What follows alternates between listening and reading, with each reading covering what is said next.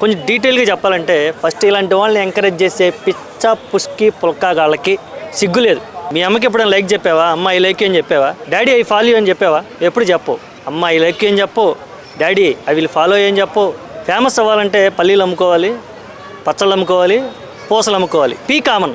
కృష్ణానగర్లోను, ఇంద్రానగర్లోను, హైదరాబాద్లోను, తెలుగు రాష్ట్రాల్లోనూ కష్టపడి కళాకారులు చాలామంది ఉన్నారు.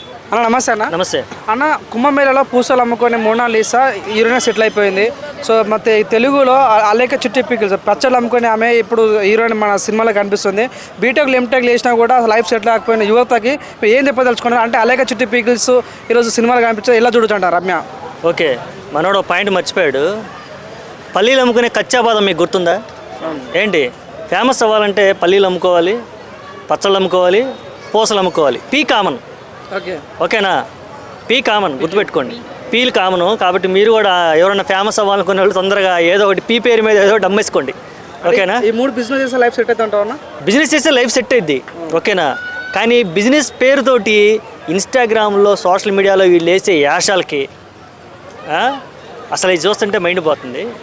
కొంచెం డీటెయిల్గా చెప్పాలంటే ఫస్ట్ ఇలాంటి వాళ్ళని ఎంకరేజ్ చేసే పిచ్చ పుష్కి పుల్కాగాళ్ళకి సిగ్గు లేదు. ఏం ఉపయోగరా? మీ అమ్మకి ఎప్పుడైనా లైక్ చెప్పావా? అమ్మ ఐ లైక్ అని చెప్పావా? డాడీ ఐ ఫాలో అని చెప్పావా? ఎప్పుడు చెప్పు. అమ్మ ఐ లైక్ అని చెప్పు, డాడీ ఐ విల్ ఫాలో అని చెప్పు. హాఫ్ శారీలు వేసుకొని బొడ్డు చూపించి అవి చూపించి ఈ చూపించి ఇడ తిప్పి అబ్బా అబ్బా అసలు ఆ భంగిమలు చూపిగానే లైక్ కొట్టేస్తావు, ఫాలో కొట్టేస్తావు, సోషల్ మీడియాలో ఫేమస్ చేసేస్తావు. ఇక వాళ్ళు వచ్చి పచ్చళ్ళు అమ్మినా కొంటావు, ఇంకా నీ పేర్లు చెప్పలేము, ఇంక ఏమేమి అమ్మినా కొంటావు. అట్ట అయిపోయి వాళ్ళు ఫేమస్ చేస్తావు. ఇది ఒక ఎత్తు అయితే ఇప్పుడు వీళ్ళు ఫేమస్ అవడమే కాదు, సినిమాల్లో కూడా పోతున్నారు. అదే కదా అందరి ప్రాబ్లం. నిజంగా మీరు ఏమైనా గమనించారా? ఆడిషన్స్ వచ్చినప్పుడు tick talk and dub smash and ఇన్స్టాగ్రామ్లో చేసేవాళ్ళు నాట్ అలౌడ్ అని పెడతారు. మరి అమ్మాయిని ఎలా తీసుకున్నారండి? మరి ఇన్స్టాగ్రామ్ ఇన్ఫ్లుయెన్సరే కదా. ఏమైనా మంచి యాక్టింగ్ కూడా చేసిందా? ఏదో ఈ మధ్య కొన్ని పాత వీడియోలు అయ్యో కొంచెం వైరల్ అవుతున్నాయి డబ్ స్మాష్ చేసినవి.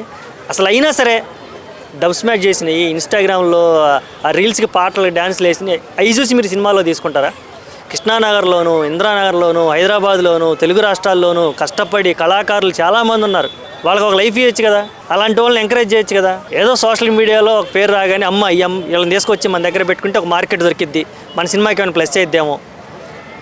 రేపు చూద్దాం సినిమా. మరి ఆమె ఏం క్యారెక్టర్ చేసిందో, మరి ఎంత పెద్ద యాక్టింగ్ చేసిందో, ఆ డైరెక్టర్ ఏ క్యారెక్టర్ ఇచ్చాడో ఏం. అఫ్కోర్స్ సైడ్ క్యారెక్టర్ ఇచ్చినా సరే, ఇప్పుడు సైడ్ క్యారెక్టర్ ఇచ్చిన ఆ అమ్మాయిని పిలిచి రోజు 10,000 ఇవ్వాలండి పేమెంట్.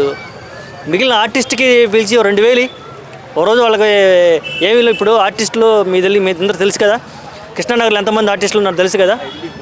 పొద్దున 5ంటికి వాళ్ళకి ఏమైనా సీన్ చెప్తే కళ్ళకు కట్టినట్టు ప్రాక్టీస్ చేసి చచ్చినట్టు ప్రాక్టీస్ చేసి కెమెరా ముందు పర్ఫామ్ చేసే ఆర్టిస్టులు ఉన్నారు. వాళ్ళకి పిలిచి భోజనం పెట్టి రోజుకి 2,000. ఇలాంటి అమ్మాయిని తీసుకుంటే ఖచ్చితంగా రోజు 10,000 డిమాండ్ చేస్తారు కదా. ఎందుకంటే వాళ్ళు ప్రమోషన్ చేసుకుంటే ఎక్కువ డబ్బులు వస్తాయి. మరి ఇలా డే పేమెంట్ 10,000 ఇస్తారు. 2,000 ఎక్కడ, 10,000 ఎక్కడ అవసరం? ఇలాంటి వాళ్ళు ఫస్ట్ ఏంటంటే అసలు ఇలాంటి వాళ్ళకి లైక్ కొట్టి ఫాలో చేసే పిచ్చ పుష్కి పుల్కాగాళ్ళందరూ చచ్చిపోండి. మీ వల్ల దేశానికి ఏం ఉపయోగం లేదు. మీరు ఈ రందులో పడి ఇవాళ చూసా కొంతమంది యూట్యూబర్స్ పాకిస్తాన్కి సపోర్ట్ చేస్తా మన యొక్క దేశ రహస్యాలని పాకిస్తాన్కి అమ్మేస్తున్నారు. 2 అరెస్ట్ చేశారు. ఎందుకు? మీలాంటి వాళ్ళు లైక్ కొట్టబట్టే కదా. మీరు లైక్ కొట్టే లైక్ ఎవరికి కొడుతున్నారు, ఎందుకు కొడుతున్నారో తెలుసుకొని వాళ్ళకి లైక్ కొట్టి ఫాలో అయితే బాధ్యతగా ఉండాలని నేను కోరుకుంటున్నాను. అంటే నేను ఏదో ఒకరిని విమర్శించడం కాదు. ఏదో ఇన్స్టాగ్రామ్లో ఫేమస్ అయ్యి సినిమాల్లోకి వెళ్ళిపోతే నాకేం బాధ లేదు, నాకు పోయేదేమీ లేదు. స్టేజ్ ఎక్కినాక ఆ యాటిట్యూడ్ అని పెరిగిందంటారా? మారిపోతాయండి ఆటోమేటిక్గా. ఇప్పటికిప్పుడు కనిపించకపోయినా ఆటోమేటిక్గా వాళ్ళ యాటిట్యూడ్ అలాగే ఉంటుంది. వీళ్ళే పెంచుతుంటారు. ఇప్పుడు మెగాస్టార్ చిరంజీవి గారు ఒకప్పుడు చిరంజీవి, తర్వాత మెగాస్టార్ అయ్యాక 10 మందిలో కలవలేడు. ఒకప్పుడు చిరంజీవి అయినప్పుడు 10 మందిలో బాగానే కలుస్తాడు. కానీ మెగాస్టార్ అయ్యాక 10 మందిలో కలవాలంటే కొంచెం ఇబ్బందిగా ఉంటుంది కదా. ఇప్పుడు ఏమైనా కామెంట్ చేసామనుకో, మా ఇష్టం, చూస్తే చూడు లేకపోతే లేదు, నిన్నెవడు చూడమన్నారు, నిన్నెవడు లైక్ కొట్టమన్నాడు, నిన్నెవడు ఫాలో చేయమన్నాడు, అసలుకి నా అకౌంట్తో నీకేం పని. మనకి రికమెండేషన్లో వచ్చినా సరే మనం స్కిప్ చేయాల్సిందే, తప్పదు. ఇలాంటివన్నీ వస్తూ ఉంటాయి. నేను అనేదే, వీళ్ళు రెచ్చిపోయి ఎక్స్పోజింగ్లు ఎందుకు చేస్తున్నారు? లైక్ కోసం చేస్తున్నారు, ఫాలోయింగ్ కోసం చేస్తున్నారు. ఈ రెండు లేకపోతే నీకు అది రాదు కదా, నువ్వు ఎక్స్పోజింగ్ చేయవు కదా. నీతిగా నిజాయితీగా కంటెంట్ చెప్పేవాళ్ళు, కంటెంట్ క్రియేట్ చేసేవాళ్ళు, కామెడీ చేసేవాళ్ళు, మంచి మంచి ఫ్యామిలీ స్కిట్లు చాలా ఉన్నాయి. అలాంటివి ఎంకరేజ్ చేయండి, హ్యూమరస్గా ఉంటాయి. ఓకేనా? చిన్నపిల్లలతో చేస్తున్నారు చాలామంది.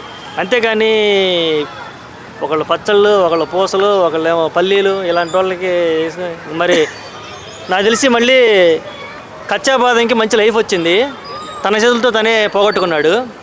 మోనాలిసాకి మంచి లైఫ్ వచ్చింది, మరి దాన్ని నిలబెట్టుకుంటుందో లేదో తెలియదు. పోతే కుర్చీ తాత గురించి కూడా చెప్పుకోవాలి. కుర్చీ తాతకి మంచి ఫేమ్ వచ్చింది ఒక్క డైలాగ్ తోటి, అది ఒక అదృష్టం. గంగవ్వలాగా నిలబెట్టుకోవాలి అందరూ. ఇప్పుడు ఫేమ్ రావడం వేరు, నిలబెట్టుకోవడం వేరు. గంగవ్వ చూడు ఎంత చక్కగా నిలబెట్టుకుందో, ఆమె మీద పెద్ద నెగిటివిటీ ఏమి ఉండదు ఆ వయసులో మరి. కాబట్టి నిలబెట్టుకోవడం కూడా గొప్పతనం, రావడం కాదు నిలబెట్టుకోవడం గొప్పతనం. ఓకే, ఎనీవే ఇంకేం చేస్తాం మరి, మన యువత అంతా తీసుకెళ్ళి సింహాసనం ఎక్కించినప్పుడు మనం ఏం చేయలేము. ఆల్ ది బెస్ట్ చేద్దాం, మరి ఇంకేం చేద్దాం. ఆ డైరెక్టర్లకి, సినిమా డైరెక్టర్లకి, ప్రొడ్యూసర్లకు కూడా చెబుతున్నాం, కష్టపడే వాళ్ళు చాలా మంది ఉన్నారు, వాళ్ళకి ఏంటి ఛాన్స్. అన్న చాలామంది ఇప్పుడు ఉన్న యూత్ కూడా రమ్య అని బిగ్ బాస్ పంపిస్తామని అంటారు, వాళ్ళకి ఏ రకంగా సమాధానం చెప్తారన్న? ఏం చూడాలనుకుంటున్నారు బిగ్ బాస్లో ఆమె నుంచి, ఏం ఎక్స్పెక్ట్ చేస్తున్నారు మనకేం తెలుసండి. పంపిస్తాం అన్నారు. తీసుకునే బిగ్ బాస్ అనేది ఫుల్ మార్కెటింగ్ అబ్బా, ఇది కాబట్టి మనం మాట్లాడుకోవాల్సిన అవసరం లేదు. బిగ్ బాస్ అనేది బిజినెస్, ఫుల్ మార్కెటింగు. అది వీళ్ళకి తెలియాలి, చూసే వాళ్ళకి, పంపించే వాళ్ళకి, కంటెస్టెంట్స్కి లాభం, షో పెట్టే వాళ్ళకి లాభం, దాని స్పాన్సర్స్కి లాభం, మీడియా సంస్థలకి లాభం. కాబట్టి దాని గురించి మనం మాట్లాడలేం. సో ఓవరాల్గా మీరు రమ్యకి సపోర్ట్ చేస్తున్నారా లేకపోతే వ్యతిరేకిస్తున్నారా? నేను న్యూట్రల్గా ఉంటాను, నేనే సపోర్ట్ చేయను, అలాగని వ్యతిరేకించను. నేను ఎవరిని వ్యతిరేకిస్తున్నా అంటే, ఎవరైతే ఈ అమ్మాయికి ఆ ప్లాట్ఫామ్ కల్పించారో వాళ్ళందరినీ, అటు సినిమా డైరెక్టర్లు, ప్రొడ్యూసర్ల దగ్గర నుంచి కింద లైక్ కొట్టి ఇక్కడ ఫేమ్ చేసిన వాళ్ళందరినీ నేను ఖండిస్తున్నాను.